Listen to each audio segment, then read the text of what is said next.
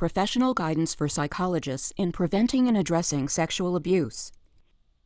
This learning module provides professional practice guidance to psychologists on the topic of preventing and addressing sexual abuse. The college adopted the view that clients, psychologists, and the profession as a whole benefit from receiving quality information and guidance on preventing sexual boundary issues in professional practice. Establishing professional boundaries through open dialogue creates an invaluable foundation for psychologists to consider their role in preventing and responding to potential boundary violations. Did you know a 2006 British empirical literature review on sexual boundary violations by health professional reported, "The majority of health professionals view sexual contact with patients, clients as inappropriate and harmful. Health professionals perceive education and/or training on sexual ethics as inadequate. A number of patients report to another practitioner that they have been sexually involved with a previous therapist. Many professionals report knowing of colleagues who have been sexually involved with patients. Self-reporting of sexual boundary violation rates by health professionals are considerably lower, but high levels of patient attraction are acknowledged. A very small proportion of professionals violate boundaries with multiple patients. Greater awareness of guidelines and sanctions reduces prevalence." The focus of this module is to provide professional guidance to Alberta psychologists that is based on legislation, the Psychological Professional Practice Framework, current research, as well as past and regulatory data. The module starts with a general discussion on important boundary considerations that establish the foundation of the professional relationship. Next, the content narrows in on evidence and practices in recognizing, analyzing, and responding professionally to sexual boundary warning signs. The module concludes with guidance on responding to disclosures of sexual abuse and/or misconduct from a client or a colleague. After reviewing this module, learners should be able to 1. Describe 3 important boundaries in a professional relationship. 2. Identify common situations and early warning signs of potential sexual boundary issues in a professional relationship. 3. Summarize ways psychologists can respond professionally to signs of potential sexual boundary issues. 4. Explain how to respond to client disclosures of sexual abuse and/or misconduct by a psychologist or other regulated health professional. There are many important areas in which psychologists establish professional boundaries. 3 important boundary areas addressed in this module include financial, interpersonal, and physical. Reviewing these 3 areas are important for 2 reasons. First, there are many boundary areas that psychologists want to carefully consider, and this brief overview establishes a valuable foundation.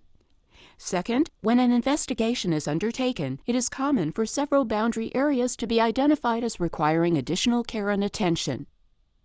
Financial boundaries are important to keeping the integrity in relationships. Financial boundaries keep clients safe by ensuring professionals do not engage in activities that result in a monetary loss to the client or present a conflict of interest. When financial boundaries become blurred, clients may start to feel special and/or indebted to the psychologist. As well, psychologists may start thinking a client is special, thus shifting focus away from the client's therapeutic needs. An important professional practice that supports healthy professional boundaries involves the psychologist establishing and communicating financial policies in areas such as gift giving, financial incentives for services, payment options for clients facing financial hardship, including pro bono work. Financial policies such as these may contribute to psychologists confidently establishing and maintaining financial boundaries and maintaining the focus of psychological services on the client's needs. In addition to financial boundaries, psychologists are to establish and maintain appropriate interpersonal boundaries. Such boundaries are especially important given that they underline the professional relationship and also because the psychologist must model healthy behaviors such as how to set, negotiate, and maintain effective boundaries. It is important for psychologists to establish professional interpersonal boundaries. This is so that clients do not start to feel special or unique to the psychologist in a way that shifts the focus away from treatment goals and onto the psychologist. It is important to ensure that the psychologist's role remains professional rather than shifting to a more personal one. To support professional interpersonal boundaries, psychologists should define and maintain roles and responsibilities as part of the ongoing dynamic informed consent process. Avoid dual, multiple roles when possible. Establish policies addressing electronic communications, such as email, texts, and social media. Further, psychologists should make clear preferred communication approaches for emergencies and/or after-hours access to psychologist supports. And lastly, limit and conscientiously manage psychologist self-disclosure. It is important to briefly highlight how interpersonal boundaries relate to the use of social media by psychologists. As always, psychologists respect their clients' right to privacy. For example, as a healthcare professional, psychologists are expected to obtain consent before accessing clients' online profiles. This is because the online profile is the personal information of the client. When sharing psychological information with the public, it is important for psychologists to only use social media for a clear purpose that is related to their professional role. Psychologists can ask themselves, what is my message? Is my message ethical and does it adhere to the CAP's standards of practice? For example, not posting discriminatory, harassing, disrespectful, or otherwise unprofessional comments that may bring the profession into disrepute, ensuring supportable scientific evidence when sharing psychological information. Psychologists are also obligated to consider the impact of their social media, including marketing efforts, on others. Psychologists can ask themselves, what impact will sharing or posting this message or image have? In what way might it alter existing and/or future professional relationships? When members of the public and/or clients engage psychologists on social media platforms, psychologists are careful to identify whether they are speaking as professional or as a private citizen, communicate the limitations of the interaction to ensure a professional relationship is not inferred by the engagement, uphold client confidentiality. Psychologists are also encouraged to recognize that boundaries require ongoing maintenance. This is in part due to naturally occurring social and professional expectations that shift over time and throughout professional relationships. Psychologists should anticipate gift-giving or client requests to self-disclose. This can occur during specific times, such as clinical milestones, such as bringing successful treatment services to an end, life events, such as birthdays, marriage, parenthood, passing of a family member, religious holy periods, such as Ramadan, Lent, Hanukkah, Christmas, and organization-specific celebrations, such as the end of school term. Many of the above events can be anticipated and addressed proactively with clients as part of the ongoing discussion of consent and professional boundaries. Establishing clear physical boundaries is a third boundary area of the professional relationship that will be addressed in this module. Physical boundaries include touch and the environment in which a psychologist works. Physical boundaries contribute to a client's safety. Not all clients experience physical touch and proximity in the same manner. A trauma-informed approach further supports psychologists in ensuring that clients understand and are placed in a position to exercise choice in all physical interactions, keeping in mind the power imbalance that exists in all psychologist-client interactions. Psychologists work in a variety of settings with varying degrees of control over their professional environment. In Alberta, we know that the majority of psychologists work in private practice. However, others work in education, healthcare, or justice systems. Furthermore, a handful of psychologists in Alberta provide services through non-traditional models, such as outreach or home visitation. Regardless of a psychologist's work environment, it is essential that they professionally manage their physical interpersonal space and context effectively in order to reduce the likelihood of interpersonal and/or physical boundary crossings or violations. There are many basic practices that support establishing and maintaining physical boundaries as it pertains to the design and decor of the practice environment. Psychologists should be cognizant of the interpersonal distance between them and the client, both when seated and standing. Consideration should be given to the client's preferred amount of physical distance in seating arrangements during counseling services. Psychologists can also consider their professional environment, paying special attention to how the physical space ensures client confidentiality and privacy. Other setting considerations include the type of furnishings in the office, the lighting, and degree of formality in the office arrangement. Each of these elements can play a role in communicating a boundary or type of relationship you wish to have with your client. In addition to the environment, psychologists must also carefully consider the client's right to exercise autonomy when coming into physical contact with the psychologist. Simple social conventions, such as a handshake, may be perceived as culturally inappropriate or therapeutically insensitive. It is important to bear in mind the inherent power imbalance associated with a professional relationship. This can result in difficulties assessing a client's ability to consent to any form of physical touch interaction.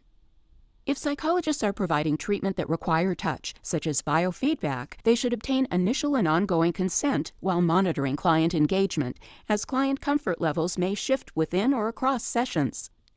Note that, on occasion, clients may also initiate physical interactions with a psychologist, such as asking for a hug. When this occurs, psychologists should address the physical contact in a way that is respectful and in light of the context. As well, psychologists should consider documenting all physical contact with clients. Next, we introduce common situations and early warning signs of potential sexual boundary issues in a professional relationship. Again, we acknowledge that the vast majority of psychologists believe sexual boundary violations are unprofessional and harmful. And, in the spirit of thinking critically and about prevention, it is important to briefly highlight known faulty beliefs among psychologists who have committed sexual boundary violations. The following are examples of faulty beliefs and/or rationalizations in case of sexual misconduct and/or abuse. 1. Sexual abuse, misconduct as therapy. This occurs when a psychologist masks sexual misconduct or abuse in the guise of a valid treatment. 2. Time out.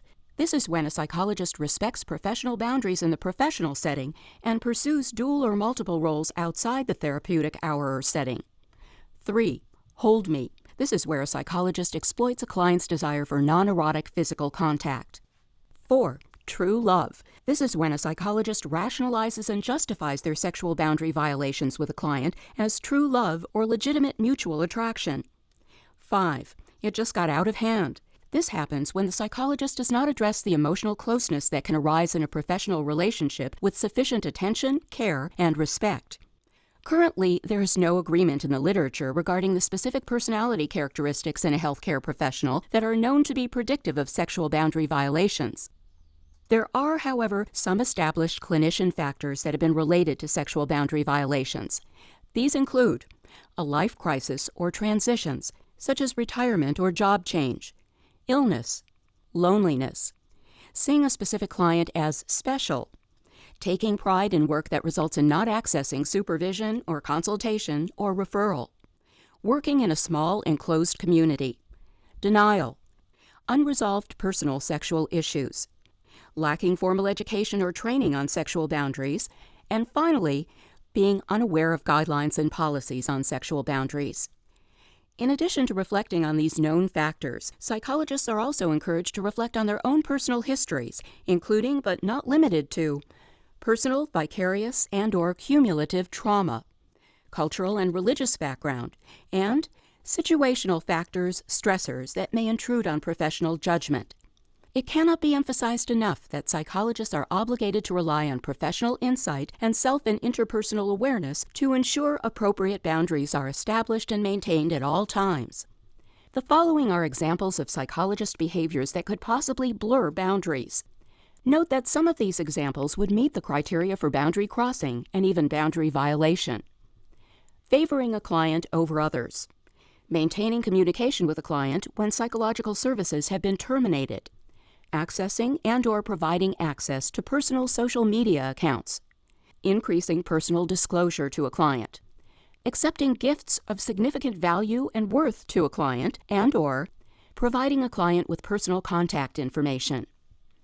Additional examples of psychologist behaviors that could possibly blur boundaries include keeping secrets with a client, selective documenting in client file, unnecessarily touching a client, finding ways to spend social time with a client, such as going to their favorite restaurant or concert, communicating fantasies about a client, flirting with a client, and/or lying next to or on top of a client. Part of recognizing and analyzing sexual boundary issues also involves paying careful attention to how the client is understanding and responding to the psychologist. Even when psychologists strive to establish clear professional boundaries, from time to time, clients may inadvertently confuse and/or attempt to blur boundaries. Psychologists are encouraged to recognize these potential boundary warning signs in their clients and to take professional actions as appropriate.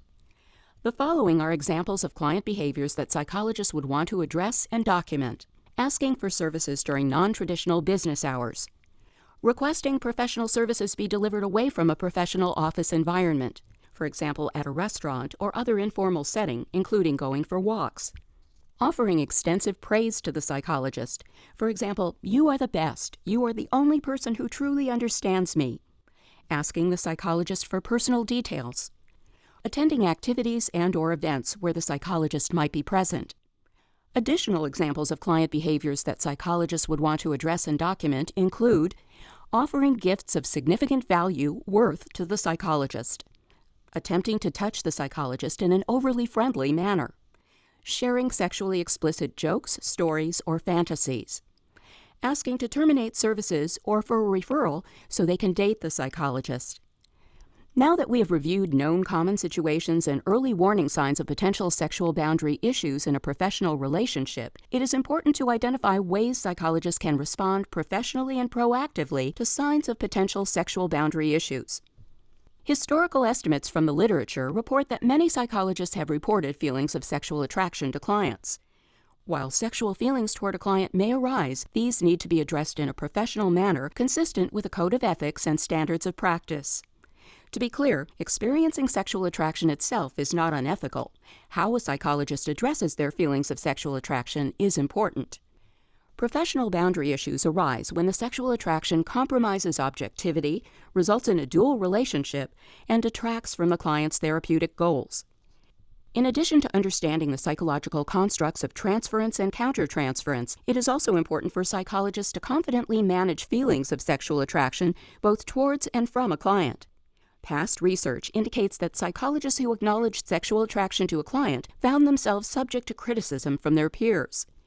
This fear of stigma is harmful, as it prevents psychologists from reaching out and accessing resources and supports that would benefit them when facing a situation of sexual attraction. It is important psychologists recognize sexual attraction to a client as early as possible in order to professionally address it. Generally speaking, attractiveness is individual in nature. However, there is literature that identifies common client characteristics associated with sexual boundary violations from healthcare professionals.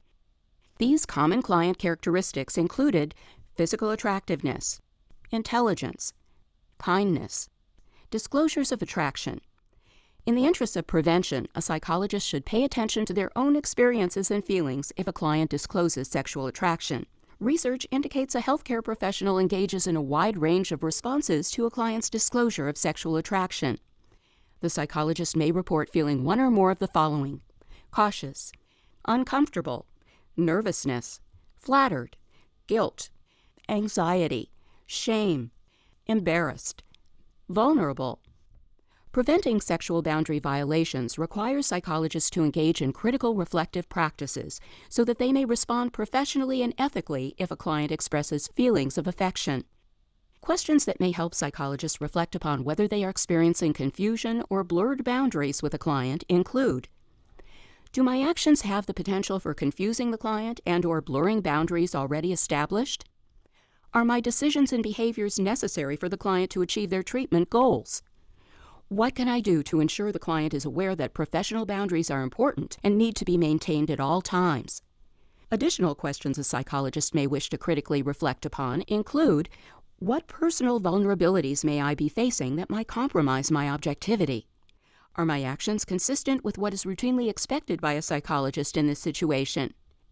If applicable, will I tell my supervisor about this situation? Would I confide in a colleague about this situation? Under the updated HPA self-reporting requirements, is this something I am required to report to the college? Accessing supervision and/or peer consultation for an external objective perspective may help prevent boundary violations. As discussed previously, it is often helpful for psychologists to obtain external, objective, and professional peer perspectives on situations they face in practice. Research also shows that psychologists often work in isolation, which is also a known risk factor for professional complaints.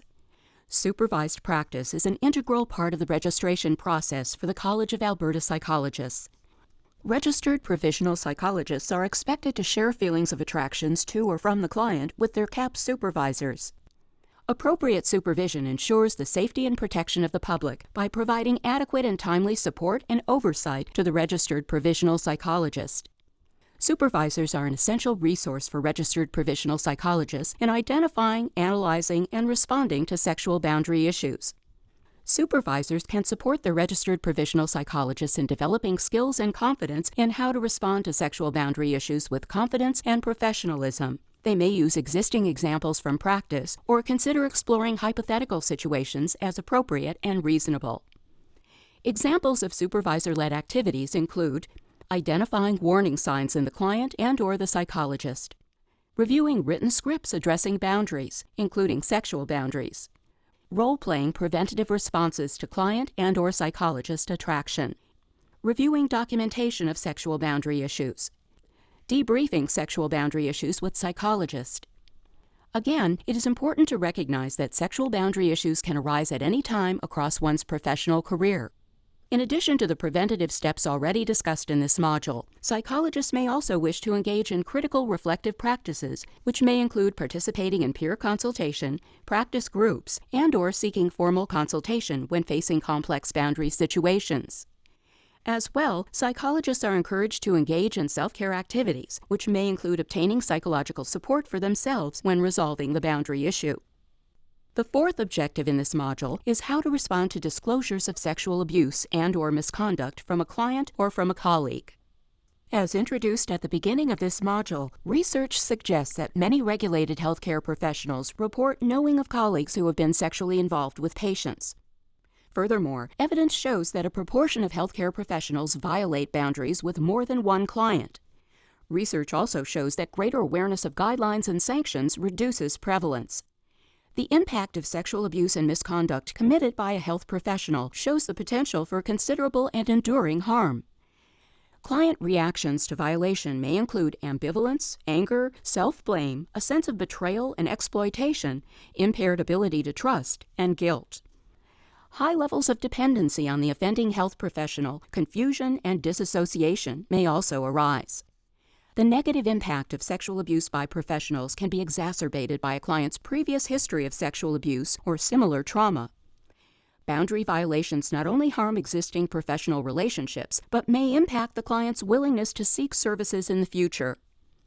Psychologists are encouraged to refer to the CAP Standards of Practice, which makes explicit the amended HPA legislated reporting requirements associated with any and all regulated health professionals, as well as the mandatory legislated sanctions associated with findings of sexual boundary violations. The CAP Practice Guideline, Preventing and Addressing Sexual Abuse and Misconduct, goes into further detail on self-reporting, reporting a colleague, and also the employer's responsibility to report to the college. Simply stated, regulated members are required to report a regulated health professional if they have reasonable grounds to believe that the conduct of another regulated member of any college constitutes sexual abuse or misconduct. For example, client discloses the relationship. This applies to regulated members working in a professional context only. Regulated members are not obligated to make a report if they receive such a self-disclosure while providing professional psychological treatment or assessment to the regulated member. Psychologists may wonder about their duty to report a health professional if it conflicts with a client's right to confidentiality. For example, how would a psychologist respond if a client does not want to report or complain about sexual abuse or misconduct of another regulated healthcare professional? Most importantly, the psychologist would carefully consider the situation and determine if the disclosure would likely cause serious harm. Based on their professional judgment, the psychologist may delay reporting to seek consultation, legal advice, or to stabilize the client sufficiently prior to making the report. Under some circumstances, it may be preferable to inform the client that the psychologist will take responsibility for making the report, and they will work together towards establishing a reasonable time frame to make the report. Psychologists might also wonder about their duty to report a health professional under other legislation, such as the Child, Youth, and Enhancement Act or Protection for Persons in Care Act. In these circumstances, the psychologist would consider the contextual factors to determine if additional reporting is required and the role of the psychologist in the reporting to multiple authorities. Psychologists are well advised to consider all legislative authorities that have reporting requirements. Psychologists are also required to address these reporting obligations in their informed consent process as part of the limits to confidentiality discussion, including their role in responding to sexual boundary violations. As psychologists know, mandatory reporting extends beyond the Health Professions Act. Examples of other legislation to consider may include, but not be limited to, the Child, Youth, and Family Enhancement Act, the Protections for Person in Care Act, the Public Health Act. As well, psychologists may need to consider if there are any actions required under the Criminal Code. In summary, this module has provided professional guidance on recognizing, analyzing, and responding professionally to sexual boundary issues.